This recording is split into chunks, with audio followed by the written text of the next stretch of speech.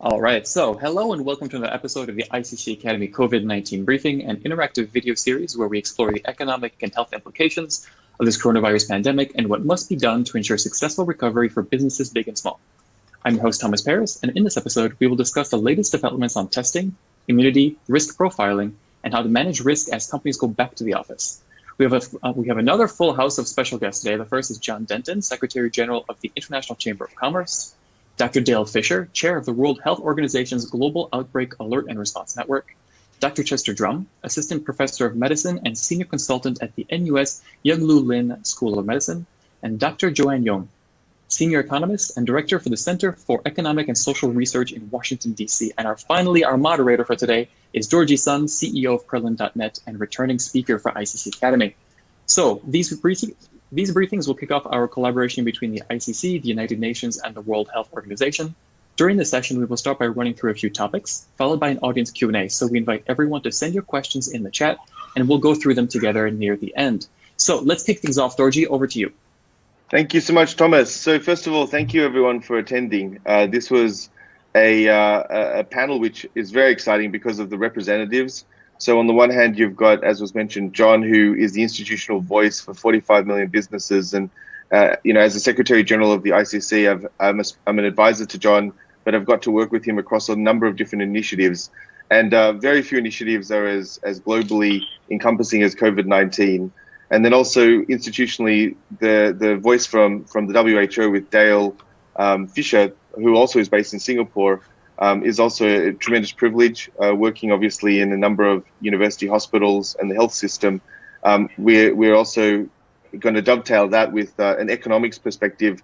So Joanne, again, Dr. Joanne Yoong is also a senior economist who'll be able to talk through some of the modeling around the implications of COVID-19. And then obviously as well with another medical voice, Dr. Chester Drum, Assistant Professor of Medicine and Senior Consultant. He'll also be talking about patient advocacy and some of the implications of the governance changes. So what's really fascinating about this panel, I think that it covers a lot of different aspects of what we feel in the cycle seems to be drawing towards, what happens next. So if you think about it in context, it's only 3 months really since the Wuhan lockdown on the 23rd of January, but so much has changed.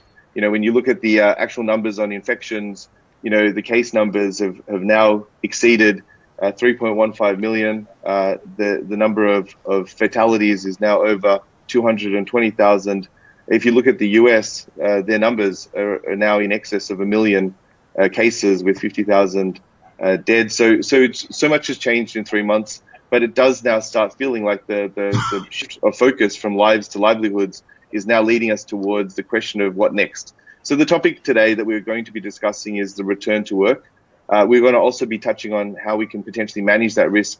And when you look at the participants, the people who have attended, please, very rarely do we have access to so much experience and knowledge. So please feel free to put your questions in. We've already received over 50 questions previous to starting the webinar, and so I'll be also feeding some questions in through to the speakers. But this is very much more of a conversation rather than about presentations. So with that, I thought I'd start off with John. Obviously, you're in Paris. France is now reopening on the 11th of May. Actually, when you look at the projections, they're talking about the 2nd of June for restaurants and social life. Just wanted to start off by giving you the microphone to tell us a bit about how the ICC is traveling and what it sees as the challenges with this global pandemic and situation. Oh, look, thanks very much, Dorjee, and great to be on the panel. Super excited to be able to chat with people, but also as well as get different perspectives. The interesting thing from my perspective is that this is not a globally coordinated crisis. This is not a crisis which has said we'll sequence this. We'll start in the north and we'll move a little bit to the east, move a little bit to the west. What you've actually got is a different paces and different levels of intensity with the way in which the COVID-19 crisis is unfolding. And the reason I say that is, in the one hand, we're talking in some places about return to work. In other places, we're talking about stopping people from stopping work, talking about reopening businesses. We're talking about stopping businesses closing. There's actually lots of different things happening. And as the institutional voice of 45 million businesses, we're talking partly for the global north and the global south. And so often in the global south, you've actually had the economic impact of COVID-19 before you've actually had the full impact of the health crisis. So this is a non-synchronized crisis, and it requires, I think, a lot of humility in dealing with it, but also clear clarity around the principles you want to apply at a global level for grappling with it. So at the ICC, we see our role in a number of levels. The first is we are the trusted partner when people want to engage with the private sector for global policy issues. But increasingly, we're seeing our role as on a regional level and actually country specific, for the very reason I articulated before. This is not synchronized. And so therefore, the interventions we're making at the moment, for example, in the South Pacific, are different from the interventions we're making now in Europe or in France, where the conversation is, as you say, rightly shifting to deconfinement, gradual, what that might look like, how do you actually get people back to work.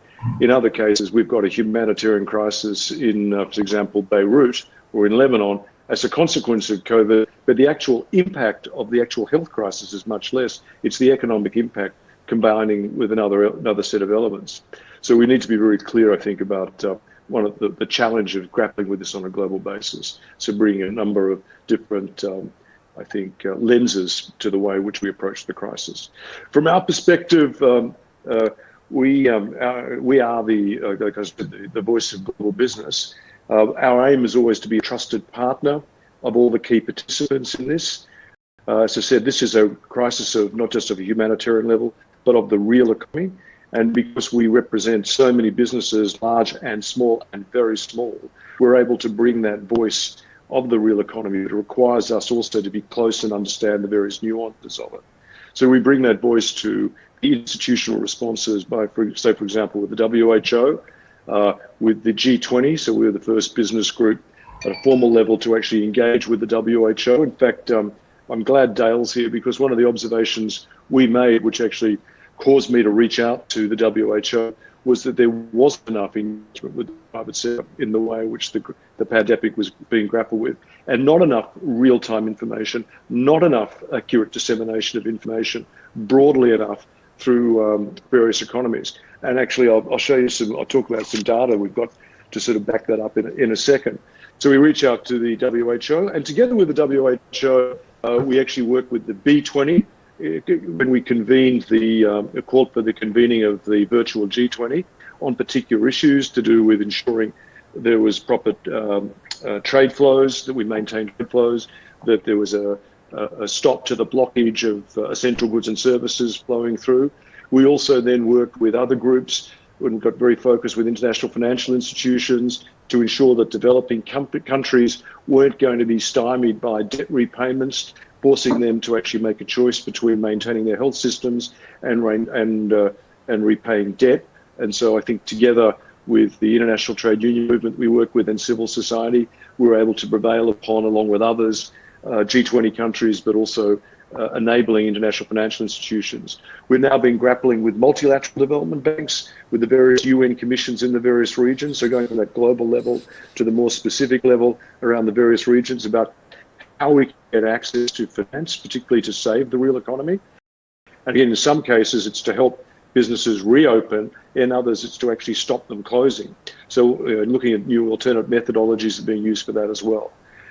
Importantly, as you say, we've been trying to ensure that the discussion is primarily and essentially, as it should be, focused on saving lives.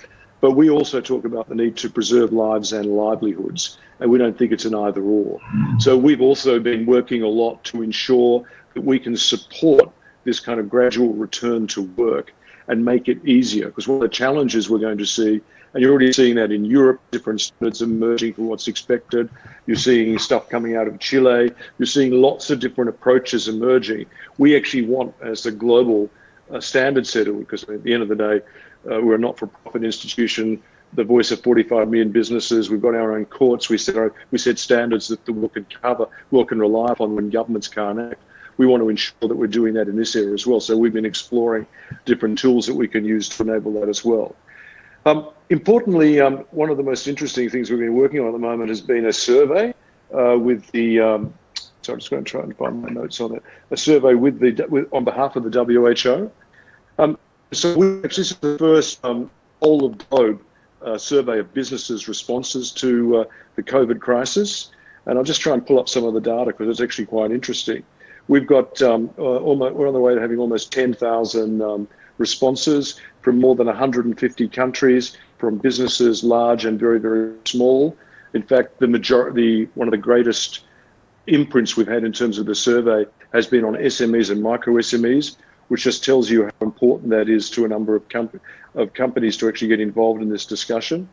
And what we're finding is that most businesses are relying on their local governments for advice. There is actually a huge relevance for WHO.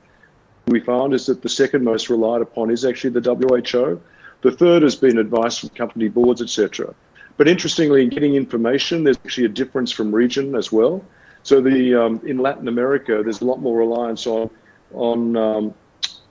social media than on traditional press. So it's actually some quite interesting material coming out.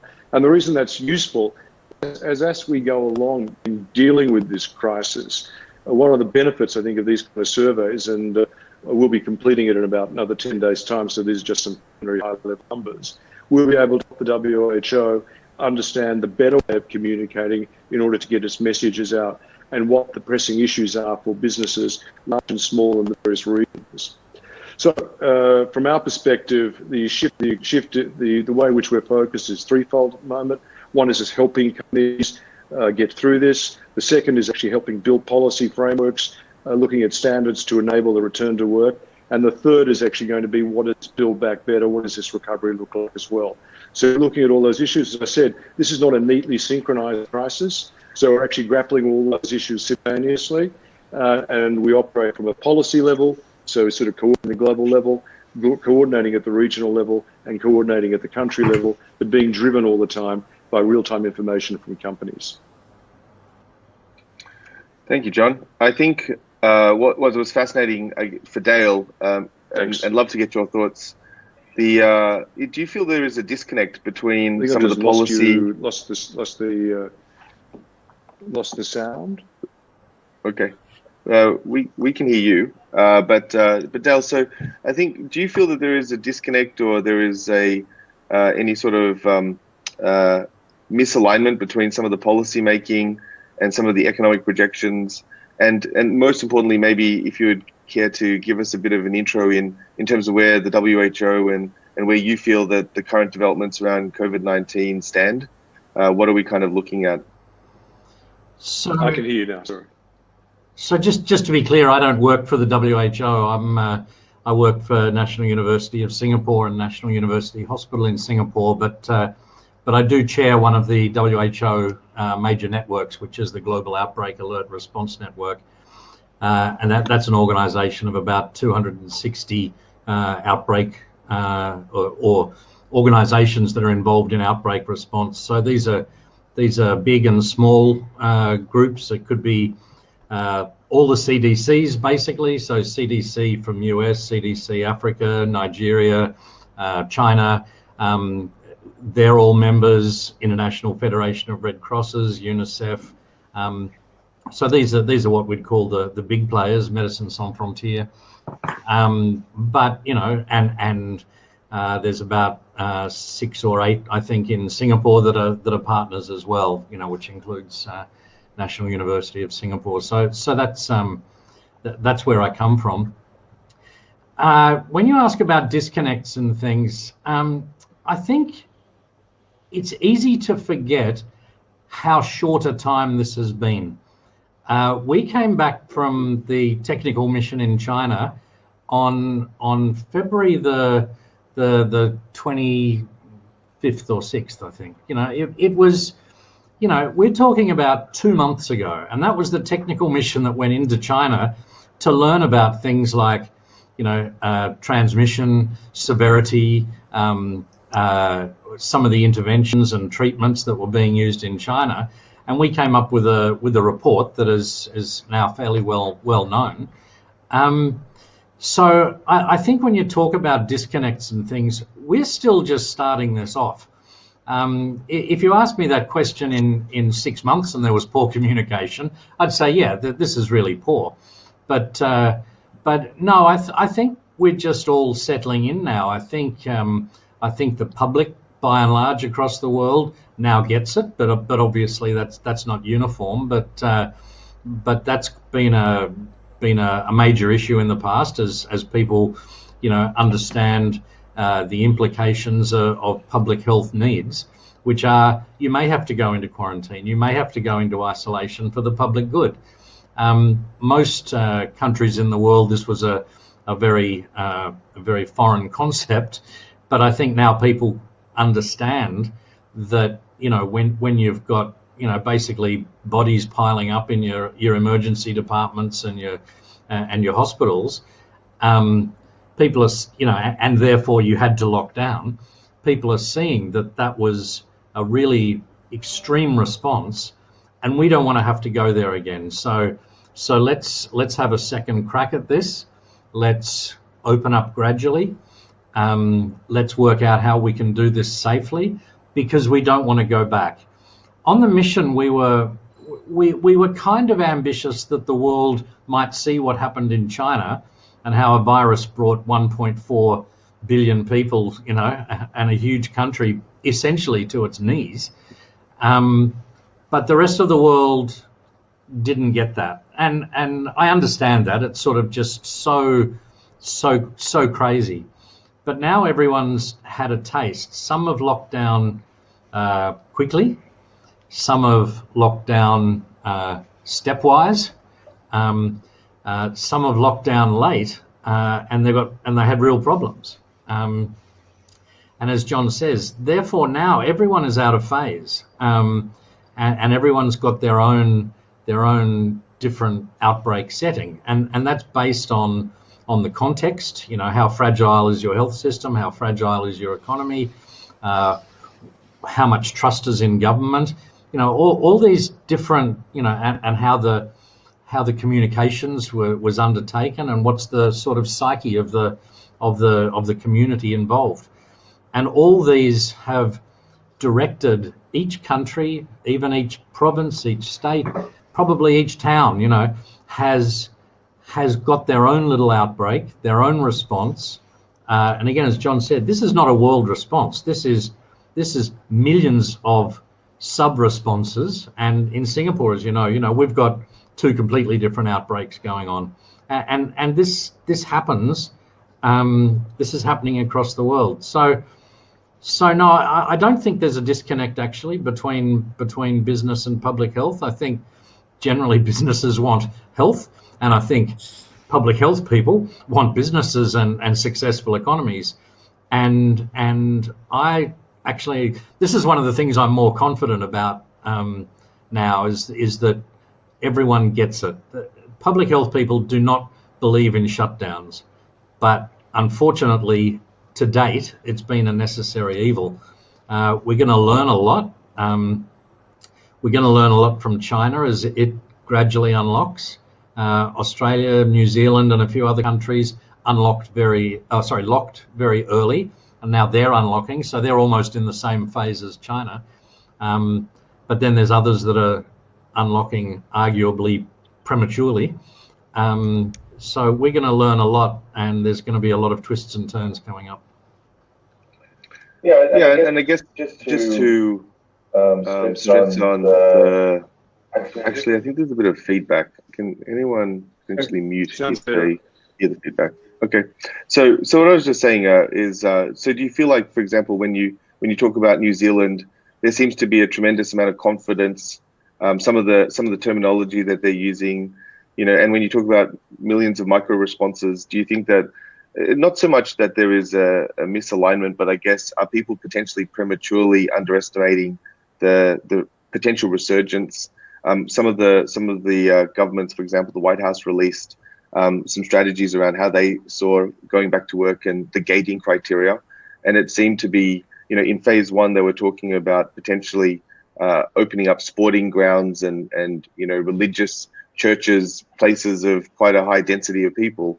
Even gyms were being contemplated to be being opened, in phase two. So I guess, do you feel that potentially there's a risk of there being resurgence of the virus, or public policy potentially being overly confident or not taking the health data into consideration enough? So do I think there's any risk? Yeah. Of course, there's a lot of risk floating around. But, this is a time when leadership is more important than ever before. To open up things, so any society is going to have to look at what's important to that society, socially, culturally, economically. And some, I think Iran is opening up mosques on Fridays, So they have to work out how to do that safely. That's tremendously important to that country. How are they going to provide distancing and hand wash and improve ventilation inside? Mask wearing, whatever interventions you can come to make it satisfactory is, in the US and Australia, I know sport's going to be very important, and you have to give the people something. You can't say, no, I don't like sport. If this is deemed to be culturally important, you have to work out how to do it safely.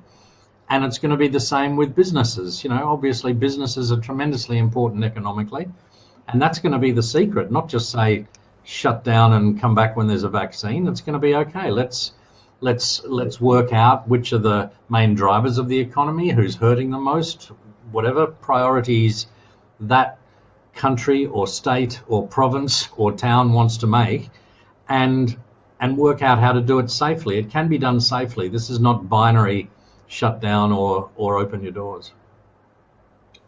Thank you. I think that actually is a great lead in with Joanne, because when you do the economic modeling in terms of the reopening of economies, when you look at some of the comments that Dale just made in terms of businesses being able to come back online safely, that actually in some ways flies in the face of some of the public media that says we need a vaccine, or the world won't go back to normal until certain cures or certain scientific amount of testing, serology testing, things like that are robust. But coming back to the economics, as an applied microeconomic specialist, do you see when you look at the economic models rolling pandemics or extended periods of lockdown, or do you see there being, for example, people talking about the long U, the sharp V? How do you kind of look at the world? The swoosh, all of the other things. I think, just coming back to what I think both John and Dale have said before, I think one of the things that we're looking at is clearly when it comes to economic modeling, every model is wrong, right? Models are not reality. Models are stylized representations of ways that we think the world might work in order to give us some insights. And so the fact of the matter is that I think a lot of people are learning very quickly about epidemiological modeling in ways that they never thought before. And the uncertainties inherent in those models, as well as the economic models. Dale and I have had this conversation before. Economists and public health people often write their models in tandem, but don't speak to each other, and that's something that's changing, I think, very rapidly today. But what we do see is that I think that it is an uncoordinated crisis, but we find that these effects are in fact global. So what we're seeing is a crisis on the macro level that is going to hit us harder, and I think that we do have that consensus, than probably any recession we've seen since the Great Depression. We are seeing that the effects are not spread evenly around the world, and that some regions are going to be much more affected than others. So that's something that we know, I think, and we hold in consensus. Apart from that, we are seeing very large differences in how people are choosing to model that recession. Again, driven by a lot of the uncertainties inherent in the epidemiological modeling, we really do not know at this moment. And I want to underline exactly what Dale has said. We don't know what the long-term consequences of COVID-19 are because we have not seen anything that can be interpreted as the long-term consequences of COVID-19.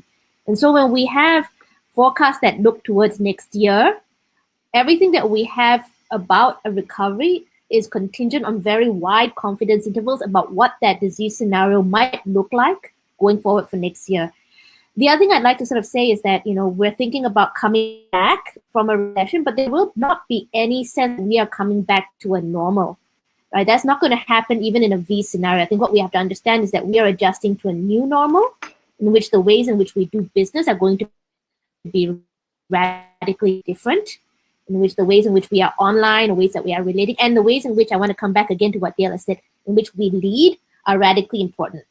And what I think is so important and not captured in any of these models is the quality of leadership and the ability and trust of people to set up systems in which we can monitor very closely the process of opening up and change direction if we have to.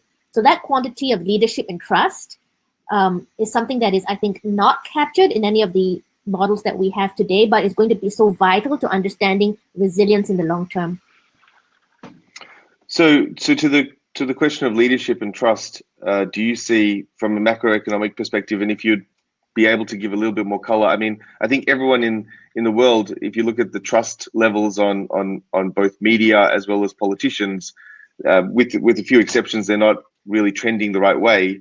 Looking at, for example, the disconnect in terms of understanding, a lot of people seem to talk about it being the worst depression in known history, but yet the equities markets, the stock markets, may not reflect that. There seems to still be a bit of a lag in terms of the understanding of what the consequences could be. And then the second part, so question one would be, could you give a bit more color around what you see as, the potential downside or the potential risks for the audience watching tonight, as well as, from a stimulus perspective, you've seen huge amounts of stimulus. Is that what's propping up buoyancy? Is that the type of leadership you're talking about? If you could give a bit more color, please. So both, okay. Well, part of it, I think, is when I'm talking about leadership, I'm talking about the way that, for example, we actually respond to policy changes is actually very critically dependent on how the population understands those messages and the trust that they have that we're doing things the right way, that the government is actually implementing the right thing at the right time, given the information that they have. So when we look at Sweden, for example, people will say Sweden never had a lockdown. But if we actually look at mobility patterns and traffic patterns and the number of people who actually stop going as frequently to businesses, we actually see, in some sense, a very high compliance with measures that were not formally speaking a lockdown. But we see in other places where lockdowns are announced and we see behavioral responses that are much less compliant. And so at that level, I think the right monitoring in place, but also it has the trust of the population is actually going to dictate how well these measures work and what the actual implications are for the economy. That's one thing. The second thing is that the form of stimulus is so important, right? If we have a sharp comeback and everyone is floating on credit, that's one story. But if we have a prolonged comeback and everyone again is floating on credit and not grants, that's going to be very challenging for us in the short term. What I'm going to say here is also reflecting me. I think you mentioned that I'm a researcher. I run a research center at the University of Southern California. I'm also visiting the National University of Singapore, probably indefinitely at this point. But I also have a social enterprise. We are a micro business of 4. And we think every day about what it means to take a loan. We think every day about what it means to survive this. We've gone online. We are trying to make research services available on a digital platform. But on one hand, we have stimulus packages that are available to us, but the choice of what to take up at this moment is very critical. We have not taken a loan. We are living on cash as long as we possibly can because we are facing so much uncertainty. That's a choice that we have because we had a large cash reserve. But in Asia, we have 90% of our businesses are micro or small businesses. And many of us only have cash flow that lasts us 1 or 2 months. And so if we are not able to access those stimulus funds or those stimulus funds are not coming down to the micro small businesses, at the end of the day, we're not going to survive. And what we're going to be talking about here is not helping us to get through or resuscitating us, but actually talking about large segments of the economy, things that are culturally important to us, that may have disappeared forever. And bringing those back is going to be a much more difficult road. So I think the form of stimulus, the access to stimulus, is actually very important. Yeah, and I think that's absolutely, from our experience, again, by a couple of things, just from the data we pulled together from this extraordinary survey, we shouldn't underestimate the importance of government leadership in this context. You know, the universal response when asked from where do you get your information is actually national governments. The role of national governments in that leadership is actually critical.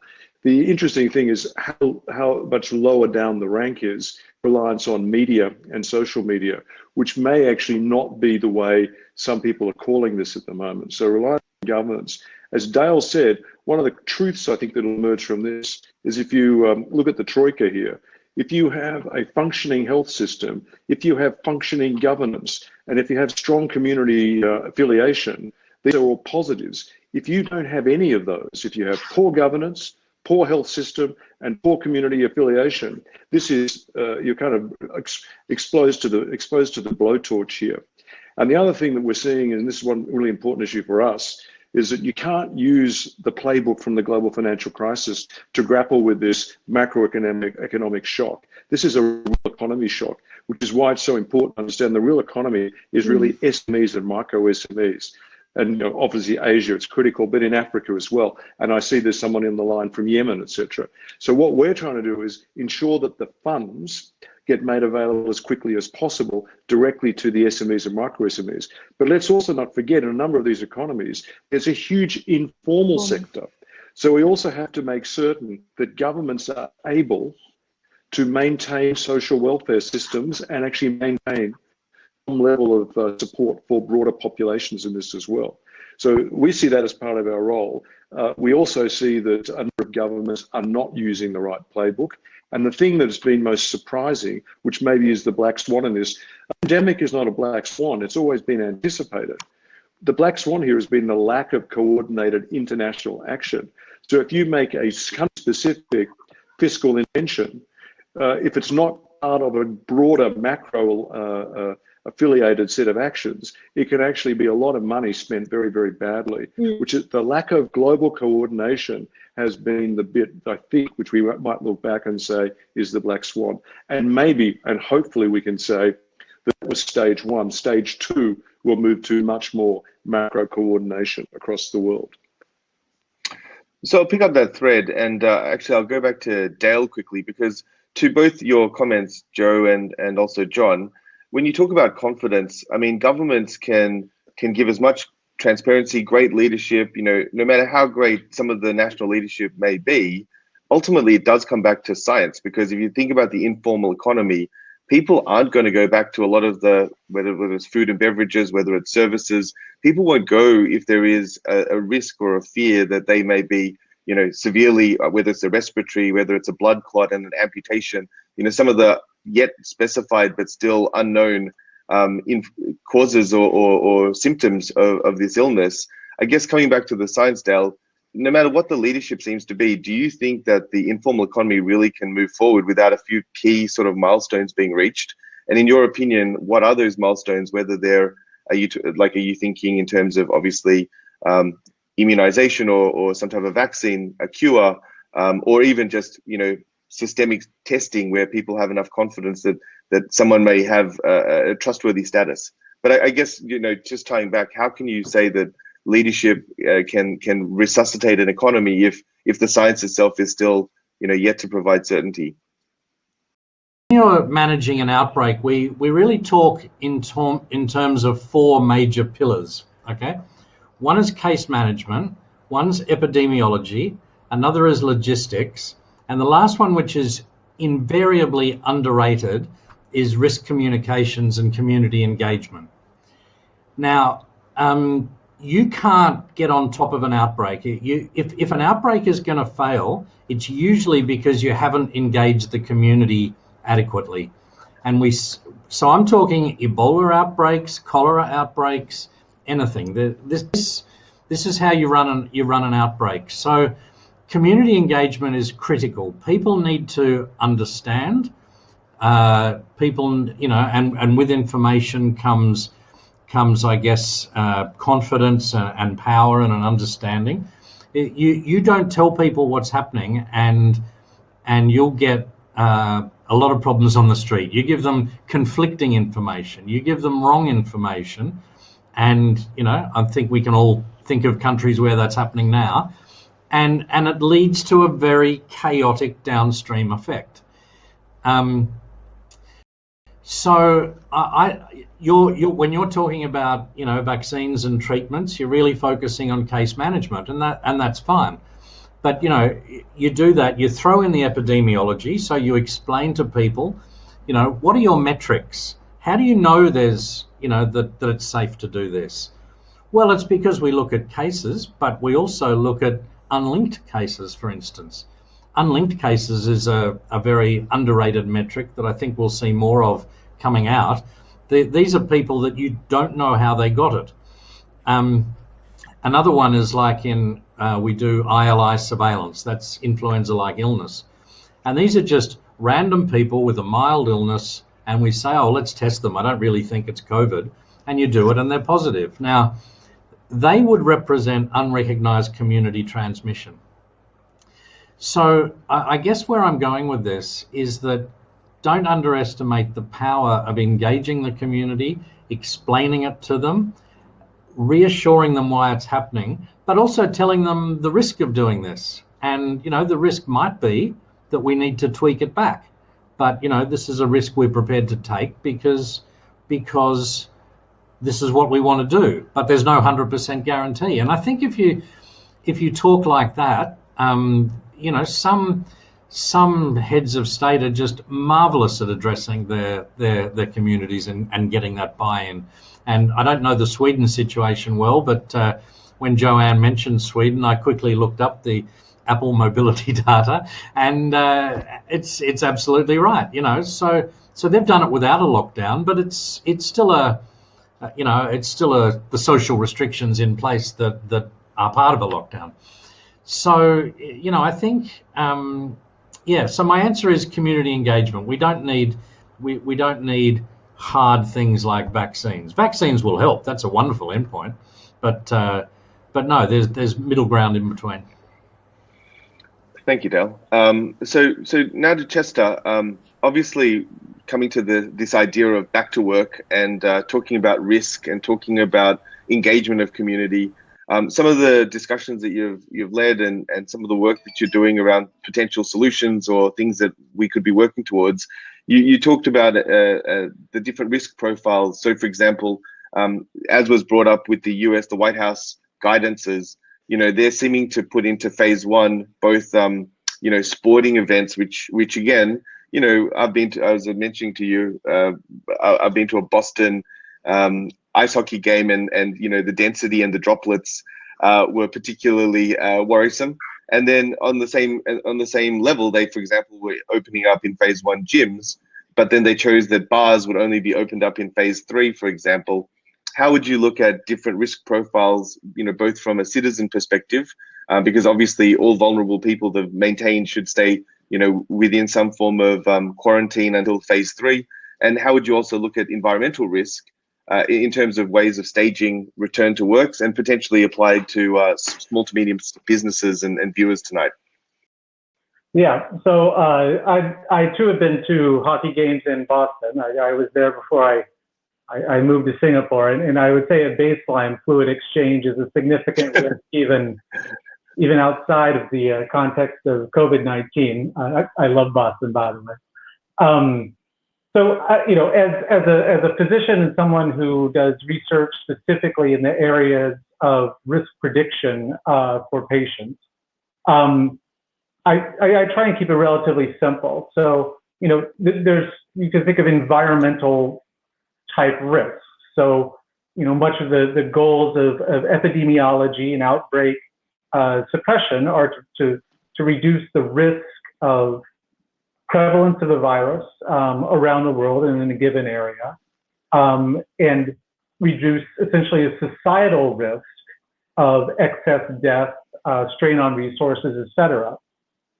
But those types of strategies aren't necessarily tailored to the individual. I mean, they're tailored to a communal endpoint, really, because within that population, there's a spectrum of risk of individuals.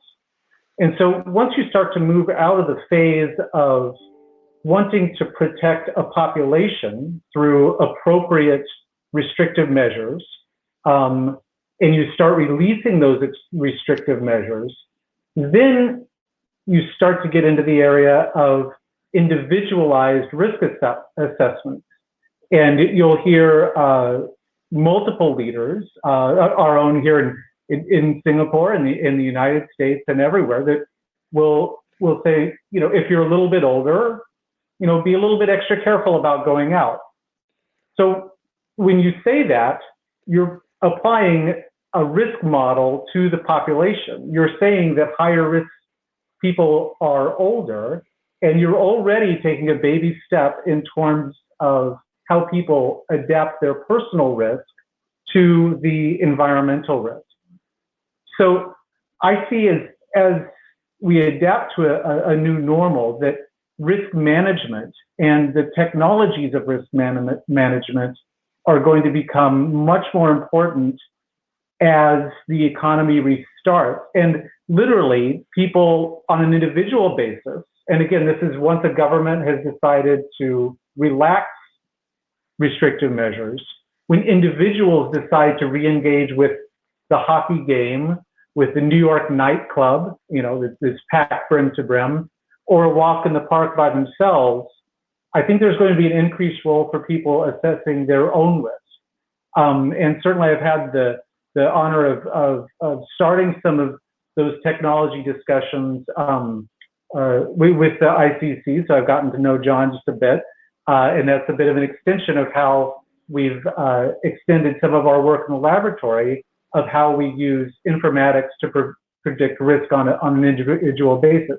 And the good news is that these types of calculations are highly facilitated by the amount of technology penetrance that's really in the majority of the world at the moment. And certainly that even that didn't really exist during SARS. And that is a different foundation for which to create solutions where people can manage risk both from an institutional level and an individual level to re-engage in economic activity. And I think lastly, since I know there's a lot of business owners listening, if you look at other types of structures where society accommodates individual risk. So, for example, the Americans with Disabilities Act in the United States would be an example of that, where there's a framework for regulations of companies to address risk of customers and employees. Sometimes that's worked well, sometimes it hasn't. But that meet in the middle approach where there are societal accommodations and there are individual risks, I think that it's going to look like that. I mean, even things like immunity passes, that you hear in the news, immunity passes are one subject, but really the reason that's important is because immunity connotes low risk.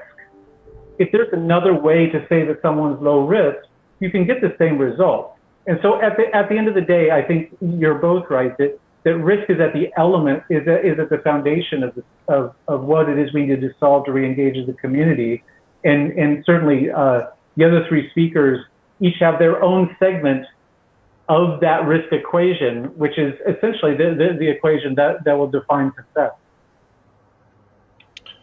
So I guess building on that thread, Dale, did you see there being any type of global standard or global types of benchmarks on, COVID clearance status or risk status, or, how, obviously the science is still work in progress, but is there, this also ties back to the, the leadership and the multilateral kind of a concerted approach.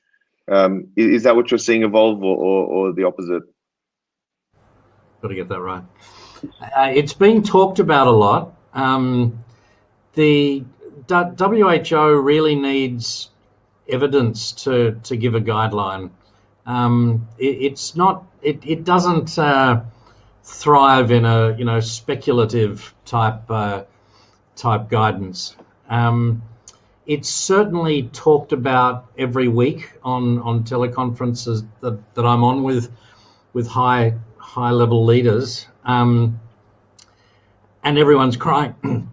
Pardon me. Everyone's crying out for the guidance, but it doesn't exist. I think it will exist when some evidence appears as to how you can open safely. But really, what I've said before, I think, is the thinking that, you know, it's going to be what's socially, culturally, and economically important to you, and try and do it safely, and really try and do it slowly, because it's going to be really tough for any government to unlock a country, have everyone dancing on the street, and then 2 months later lock it down again. I think there'd be a revolution in some countries. So you know, and I think that's not a risk. I think everyone's going to go really, really slowly because they're scared.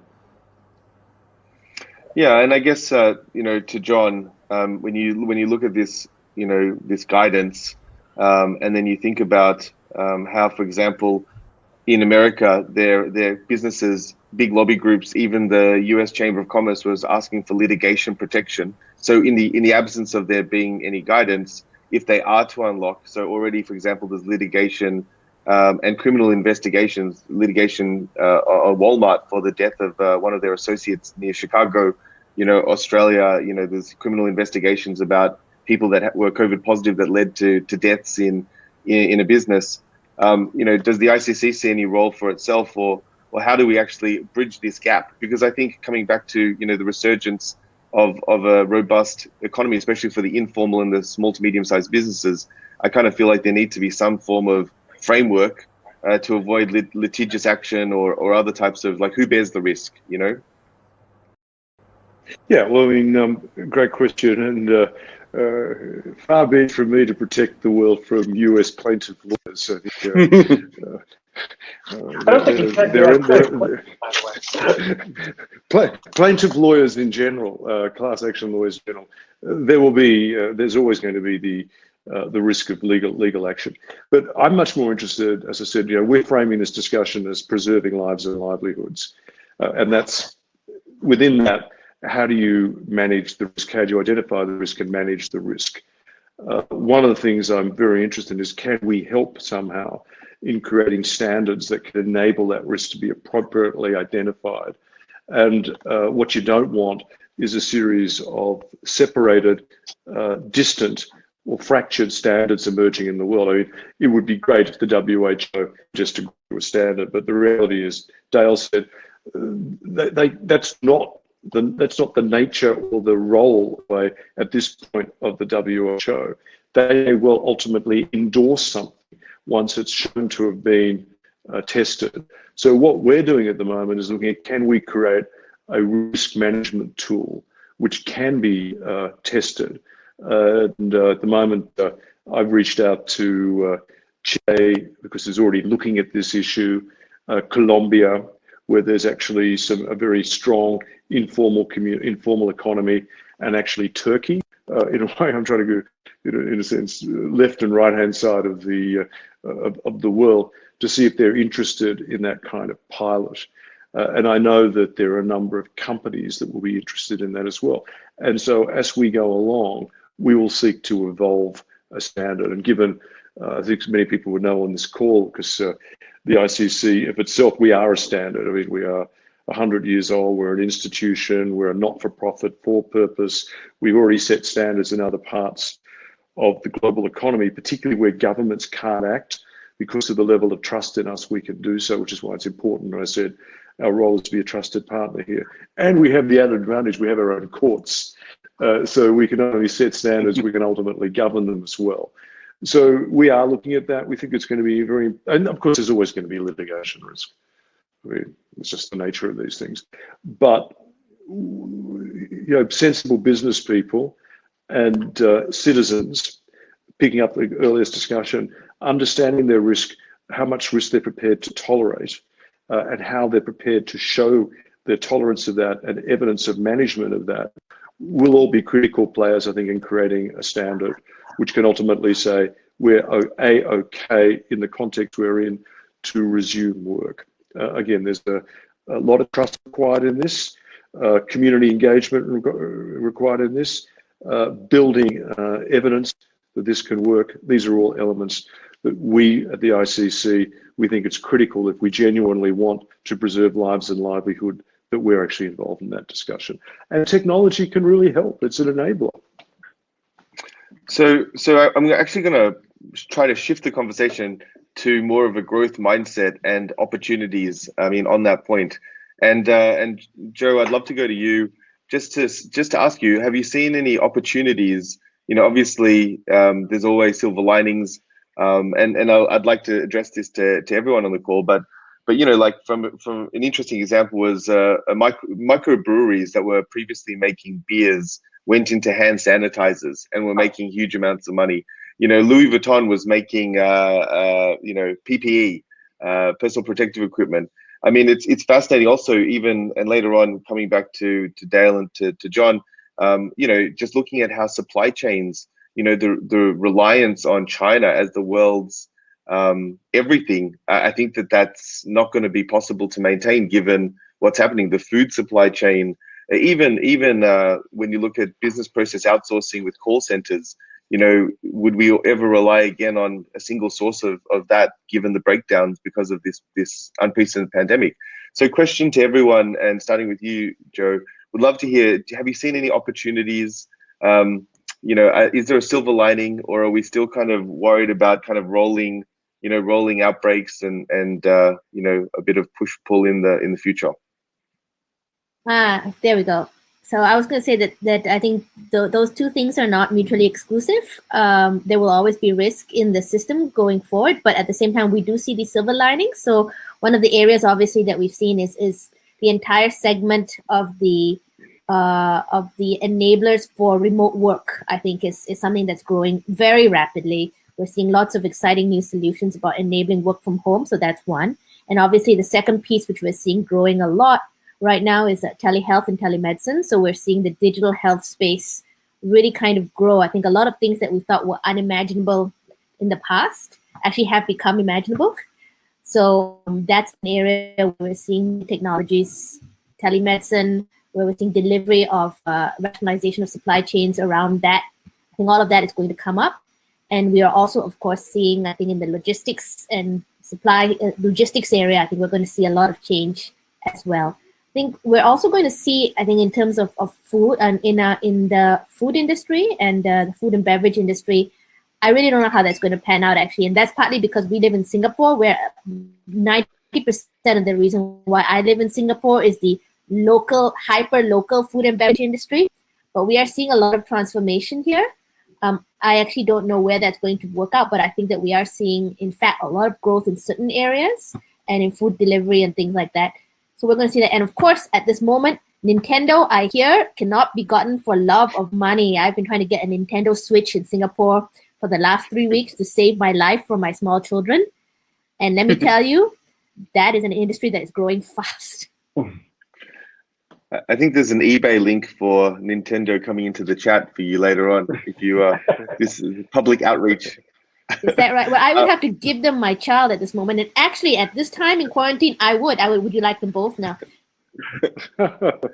but no. So building on that, I mean, John or Dale or Chester, did you guys see other? Because I think, you know, the people who are staying up and watching this this webinar would be interested to see if there are opportunities. So, for example, in the medical space that you exist in, Dale, are there needs, for example, that can be satisfied by some of the potential participants here? Are there things that you see opportunities in? For example, localized PPE has obviously been starting to take off. Any other types of opportunities that you see in, or maybe what is the new normal that you see us tending towards? And I think you're mute again. Sorry. Trap that one. I think it's about your imagination, really. Everyone knows the same formula. The obvious stuff is, you know, PPE, and if you wanted to speculate, you can look at tests and you can look at drugs and vaccines. But you know, which company and who are you going to hit the jackpot with? other things along the lines of what Joanne says, I think outreach type care, whether it's home-based nursing, home-based delivery of services, telemedicine, all these types of things that are sort of modifications of how we deliver care now. I guess they're the main ones. I think over the next couple of years, I'd also just say I'm fairly, I guess, pessimistic about how this is going to go. I think we're going to get some rude shocks along the way as just how hard this is going to be.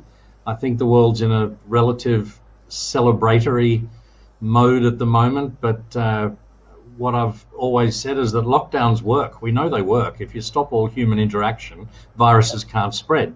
So no one should be patting themselves on the back saying, we've beaten this. And that is a feel that I get, obviously because people are so relieved to be coming out of lockdown.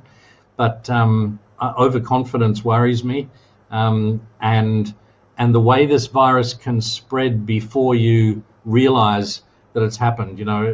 Italy went from, or Wuhan, Italy, New York went from very few cases with a sort of a transmission undercurrent, and then suddenly there's a couple of thousand cases and hospitals are overwhelmed. So I think people are going to have to be really smart and really wary, and I think this is a really slippery virus we've got here, and I am a bit pessimistic about the optimism. Dale, I'll ask you a question that so a lot of people talk about sort of all or none, hard therapies, like certainly a vaccine that would be nearly protective or highly protective is a great endpoint. Some of the antibody technologies and even plasma, but in terms of things that would not necessarily be curative, but would move the essentially lethality of the virus into a more manageable range. But what do you see coming out there? And maybe that's improved ventilation strategies or other types of improved non-invasive ventilation, or for goodness sakes, not disinfectants, but other types of standard therapies that are available right now and well understood, but applied with best practices. Do you think there's much room for maneuvering there? Oh yeah. So you mentioned, ICU techniques. Definitely, there's developments coming on there that are very technical, but certainly seem to be very real. So the people that have looked after a lot of COVID ICU patients do actually, have learned things that work. There's a lot of stuff on, anticoagulation and this sort of thing, especially since we're quite disappointed to date with a lot of the antiviral treatments, but immune modulators. There's lots of potential stuff out there, but I don't think anything is going to be a cure. It's not going to be, here's your penicillin for your pneumonia. It's not going to be like that. It's sort of, you do this and you improve the mortality by 20% or something, and people will regard that as a success. And that could even be the way with vaccines. You take this vaccine, and we've found that if you get COVID, it's less severe. It might be something like that. It may not be take this vaccine and you won't get it at all in the rest of your life. Right. Again, like so many things we've said tonight, it's not binary. There's going to be lots of stuff in the middle. Yeah. That was a great question. John, did you want to provide any sort of upside things that you're seeing, opportunities, localized? What I'm inclined to say is that I'm cautiously pessimistic at this point in time.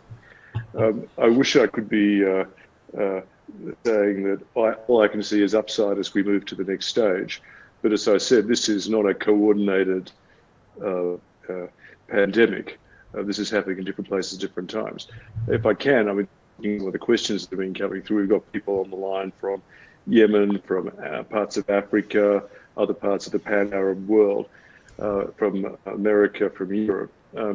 One sad truth that we need to acknowledge, and this is where we need to also focus, is that we know even with Hurricane Katrina, which was a disaster, say in the US, that 60% of SMEs and micro SMEs that closed down then never opened again. So the reason we're so focused on trying to maintain lifelines to so many of these SMEs and micro SMEs, which in a sense are the heartbeat or the blood flow of economies, is the genuine concern we have that many that close will never reopen. And what are we going to do with these people? How are we going to help them?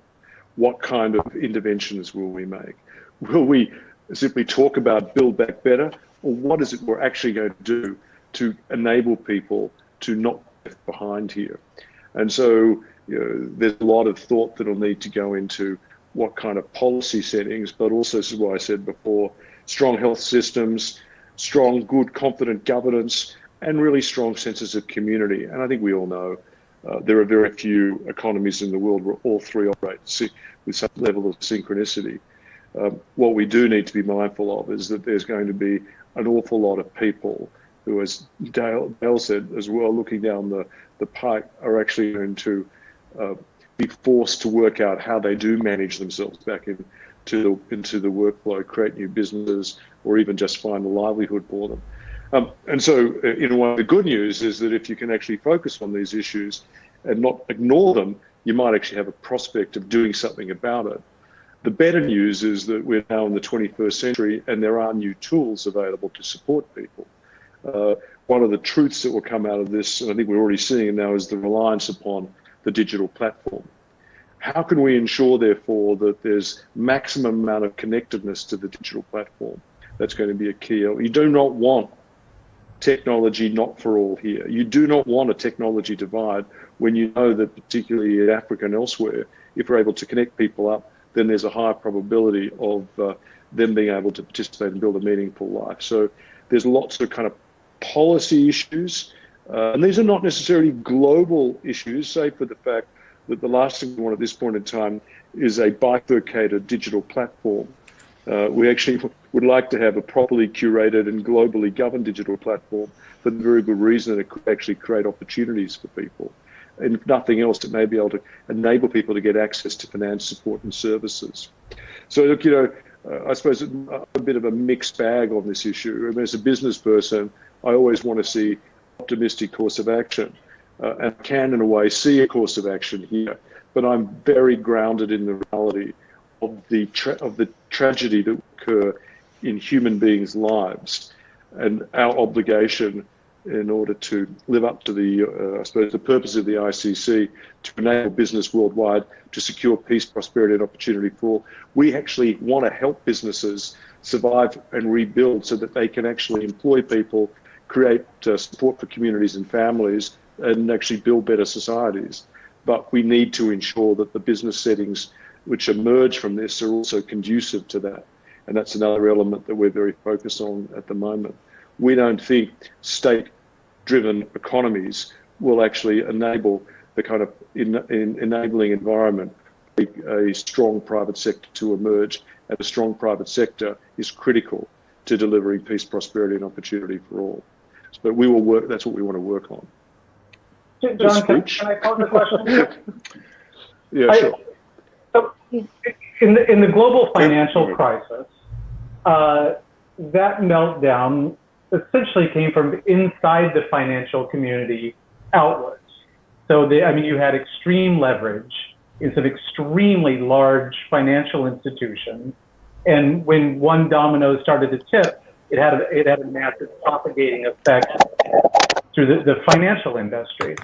But in this setting, it's a little bit different. The shock is coming from outside the finance industry as a material shock, with the finance industry now, even with a bit more control measures in terms of capital securitization, et cetera.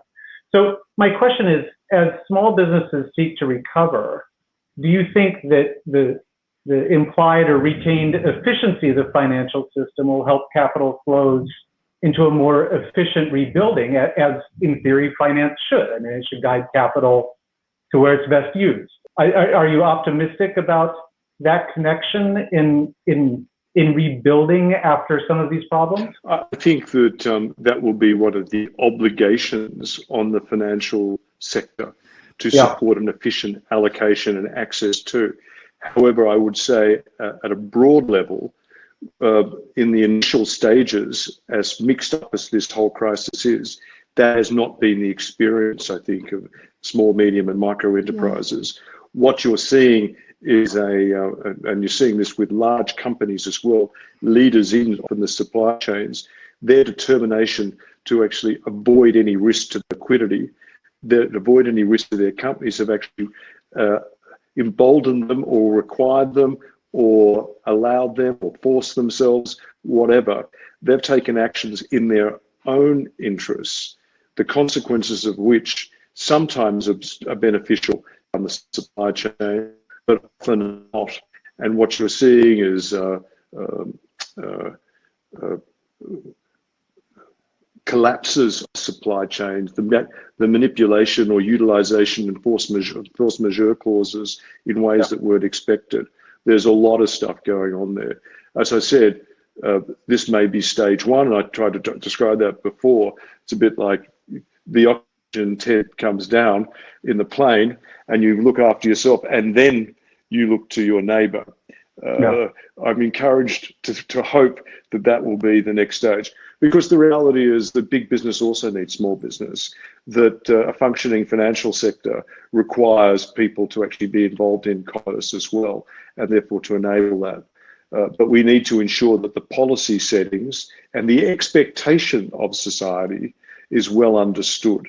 And that's going to be a very interesting part of the recovery debate. What are the expectations of society, of businesses? What are the expectations of business, of different sectors of the business community? What is government's expectations? What is the citizen's expectation of government? What is business's expectation of government? These are all elements we see as part of the debate that we, as I said, it'd be nice if it was all sequential. We'll get around to that in 2 years' time. But that debate's happening now, particularly as governments have intervened in a much more direct way in economies. Most people would say we would not like to see that as a permanent feature. Yeah. Can I just ask, just to add on a little bit to that, I think we're also seeing, coming back to what Dale said, I think that it's ultimately a question also of how creative you are, because we are seeing some of the financing strategies outside the mainstream financial sector. So for example, people setting up gift cards or small businesses asking people to basically pay it forward, so to have this mechanism by which they're raising funds today for services that will be rendered later, and that's being done entirely outside the formal financial system. But I did also want to ask a question back to you, John, about the formal and informal sector. And my question is sort of related to this idea of the health system itself. And what we know is that we have many countries in which we have both an informal economy and an informal health system, and they are one and the same. So we have very many countries in which we have the luxury of a healthcare system that is very organized, highly formal, and run, like an NHS or like Singapore.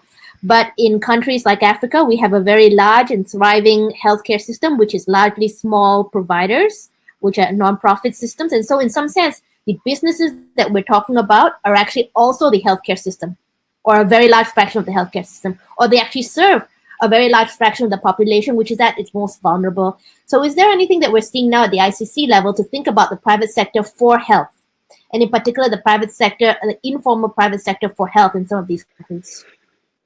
Absolutely. In fact, I'm sure you're part of different conversations which are taking place in WhatsApp groups, etc. We are actually seeing the private sector, particularly large employers or the private sector with multiple sites in, for example, a challenging region like Africa, start to invest in building its own hospitals, their own health systems. Not because they don't want governments to be strong, but what they actually want is to step in and ensure that the communities in which they operate are well served. So that is happening. I do think that there's a legitimate debate which is already running around universal access to health, that it would be great if the private sector was more engaged or able to be more engaged in that debate.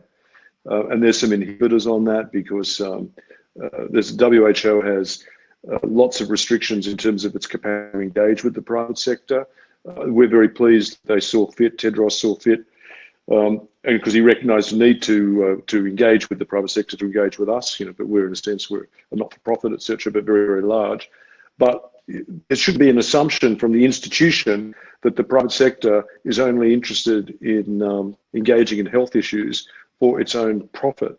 It's actually often engaged in public policy issues to create a stronger public good, which it can then, in terms of the commons, create opportunity from.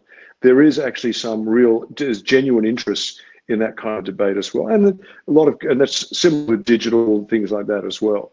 But certainly in this health space, I think to build those kind of robust health systems, to ensure that communities are well served, particularly where governments don't have the capacity to invest at the level required to have that sustainable health system, and engagement with the private sector, or a recognition of standards which the private sector must meet in order to service it. That I think it's an essential part of the discussion. So basically, one of the questions which came through, and I'm already being called RoboCop, Lord Vader. Thank you, guys. Actually, Tomas, what's unfortunate is the prior chat has not loaded in my chat. But one of the questions I think for Dale was around the positive rate. So this was a question that came out of South Africa. They were talking about reintroducing, coming out of lockdown, and being potentially a lot of asymptomatic people, and then some of the positive rates indicating that there was more penetration of COVID-19. Just wanted any thoughts or comments on some of the data coming out of Iceland, etc. Yeah, this is really tricky. You've got a chance if the disease has symptoms, but when you get pre-symptomatic people and asymptomatic, which are slightly different, but basically people without symptoms that can spread, that's similar to flu and chickenpox, and we know how they can spread. So it's it will be a problem going forward. What it means is that once you start to see cases, you'll start to see unlinked cases, and then you'll get on that exponential curve. Now, and that's why you can sort of have an apparently okay society, but then suddenly you've got all these cases. So that's the Wuhan, Italy, New York scenario. So what it means is that we cannot do without social restrictions completely. There will always need to be social restrictions, as long as we care about COVID-19, and that's where you get into this, degree. Do you shut down completely? Yes, that works. Can we just open everything up and stay a meter away? Yes. Are we going to turn into societies where everyone has to wear a mask just on the off chance that I'm an asymptomatic case, so I'd better wear a mask, because it's more about source control than protecting yourself, as I think most people are grasping now. I don't want to live in a society where everyone goes around wearing a mask all the time. But can we all stay a meter or two apart? Can there be so much hand rub around that if you touch something contaminated, we're always washing our hands? This is what we're going to find out in the next 3 or 4 months, I think. How much you can, how much level of social restriction you need to live with because of this brewing asymptomatic, pre-symptomatic infection, which leads to that exponential growth, and then you're back where you started. And did you have any comments on, what you think potentially the type of, so for example, the positive rate in New York, they were saying was between 20 to 30%. Do you actually think that it's potentially more widespread than is currently being indicated? So you're talking about antibody studies? Yes, correct. I don't know every antibody study. I don't think general community is 20 or 30%. It's obviously if you get to a point where you've reached herd immunity, that's fine. But most of us believe to get to herd immunity, you need an incredible amount of carnage, and I don't think New York's had enough carnage to get to herd immunity. Does New York want to go through that another dozen times to get to herd immunity? I doubt it. But we've still got a lot to learn on these seroprevalence studies as well. Yep. Understood. Another question. I've got to drop off. So look, thanks so much for, so John, if you need to drop off, don't click the red button. Just close the browser. Not the red button, John. Yeah, please. Yeah, whatever you do, don't hit the red button. Do it to us all. So Joe, one question that maybe you might want to field. We've seen a global carbon emissions. This is from Vinod Kesava.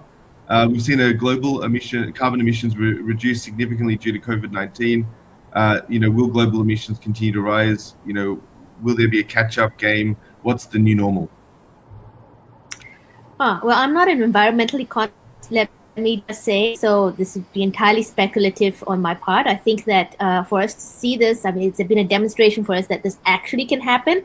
I think there's been a little bit of an overreaction to the environmental gains because people are so desperate for good news, to be honest. It's late, I have to be very frank. Dolphins swimming around in Venice, etc. Exactly. But I do think that it has shown us the magnitude of what it would take for us to quickly reverse it, and that there actually are not going to be any easy answers for climate change. And I actually think that at the end of the day, what this should actually teach us about is that sometime soon, there will be, in soon being in the nature of human history, that there will be another virus that will come along, and it's going to look like this and worse. And if we haven't learned anything about how to respond to it, this will all have been for nothing.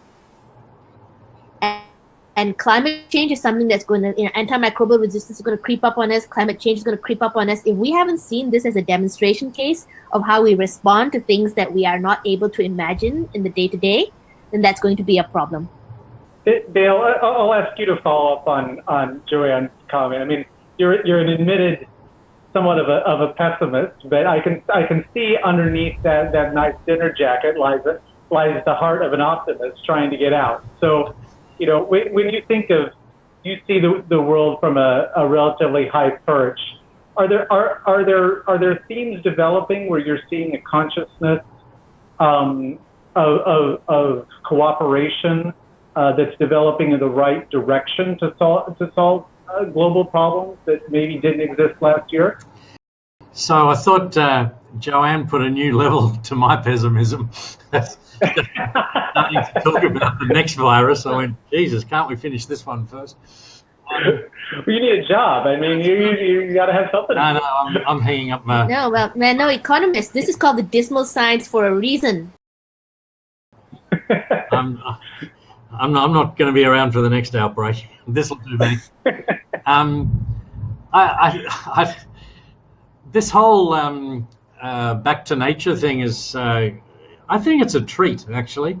I think it's really fun seeing the dolphins and the fish and the clear blue skies. And I can tell you when I landed in Beijing, that was the first thing that struck me. No cars, no people, and a clear blue sky. And I thought, wow. And now we're seeing it now. And I'm just driving around Singapore today and just going, the skies aren't normally this blue. Yeah. Yep. And I go outside to get my car out to work, and I can hear birds tweeting, and I go, I never heard those birds before. So, I think it's a special treat. I have to say I'm with Joanne on this, though. I don't think people are running around. I don't hear people running around saying, let's leave it like this because it's so nice. This is how nature should be. I hear people running around saying, I want to get back on a plane. I want to go and visit people. I want to open my business. I want to get back into a nightclub. So I think I look on this as a special treat that I'll always remember. But I think it won't stay. Maybe it'll stay a bit. We hope. We hope. That's the TV coming out, I think. I think that honestly, no, Dale, I would never have expected that final comment from you. But believe it or not, I was one of Time Magazine's Heroes of the Environment, and I do a lot of environmental work. So actually, we have a working group looking at how COVID-19 is a chance to hit the reset button for climate change action and what is the new normal. So I didn't realize there was going to be a follow-up panel, but given your sense of optimism for the world and for the environment, thank you for confirming to be on the COVID-19 climate change panel. No. I think Go there. I think we're almost at the end of our time. More webinars. There's been the other pandemic I was going to mention was the pandemic of webcasts, and I've got Zoom itches all over my body. But look, thank you so much for everyone's time. If there are any final comments from any of the panelists, please feel free. Any final words, Chester, Joe, and Dale? And I think I would just say, in 2008, there's a popular phrase of roughly, never waste a good crisis. And the upshot of that is, when things are broken, really think about how you can put them together in a way that was better before. And I think that if at all possible, certainly if there are leaders on this call and ourselves in addition, to think about how systems can be rebuilt over the long term using some of this disruption. Maybe the integral of that entire change could eventually be for the good, even if it's a bit hard to see now. Very optimistic from you, Chester. Thank you, Joe. Are you going to keep the mood up? I'm feeling it. Sure. I'd say that just to come back to one of the themes I think we've heard about today, that there's all this uncertainty, and how can leaders make decisions under uncertainty? And my sense is that that's what leaders are supposed to do. That's your job, is to make decisions under uncertainty, right? And at the end of the day, I don't know who it was who said it, but they do say that, being clear-eyed about risk is one thing, but optimism is the great moral courage. So there we go. And that's what we need to take. That's wonderful. And Dale, any final words? Well, not after Joanne just said that. That was brilliant. Tough act to follow. No, I think I sort of say, enjoy it. It is what it is. There's no point in getting down. If you're locked in and you don't have any work to do and you're bored, then use it as an opportunity to learn something or do something that you've always wanted to do, or get fit or something. If you are working or struggling, I think nimble, adaptive, I think there's opportunities, in some ways, maybe we all should enjoy, a new lease of life and new opportunities and staying positive, whether it's in your business or in your social life. So I think, it sounds weird. I'm not sure I came into this webinar thinking I would say enjoy the moment, but nor did I. I knew there was a heart of gold underneath there. Thank you, Chester. You did what I could not do, and I think we're all blinded by the brilliance. No, thank you so much. This has been a phenomenal panel, and John, if he was here, I'm sure he's looking down at us from webinar heaven. But thank you so much. I really appreciate all the questions. We've had an amazing retention rate, and thank you for everyone's time. Thomas, the mic is yours. Great, thank you. I want to thank also all the speakers for your time and the audience for their questions. So as a reminder, we do host these live broadcasts on this topic in addition to other trade topics like the Incoterms rules, cryptocurrency, leadership coaching, and many others. So sign up on our website for free and subscribe to our YouTube channel. And ladies and gentlemen, this has been another episode of the COVID-19 Briefing. See you next time.